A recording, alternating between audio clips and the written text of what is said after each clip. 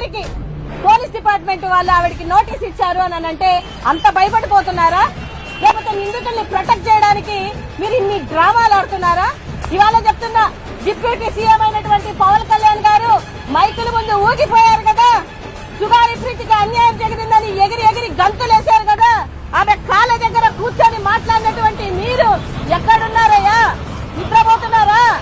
ఇవాళ ట్రైబల్ ఇలాంటి సుగాలి ప్రీతికి న్యాయం జరగాలి అని మీ కూటమి ప్రభుత్వం వచ్చి 15 నెలలైతున్నా కూడా ఎక్కడున్నారో, ఏ షూటింగ్ లో ఉన్నారో, అట్లీస్ట్ ఆవిడ యాత్రకైనా కూడా పర్మిషన్ ఇప్పించుకోలేని పరిస్థితుల్లో మీ పదవులు ఉన్నాయనంటే వాటికి సిగ్గుపడి రాజీనామాలు చేయండి.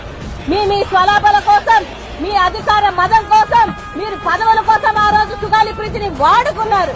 ఇవాళ సుగాలి ప్రీతి తల్లికి న్యాయం చేయక సిబిఐ అప్పచెప్పితే కూడా సిబిఐ వనరులు లేవు అంటే ఒక ట్రైబల్ ఉమెన్ కి న్యాయం చేయడానికి మీ దగ్గర వనరులు లేవా?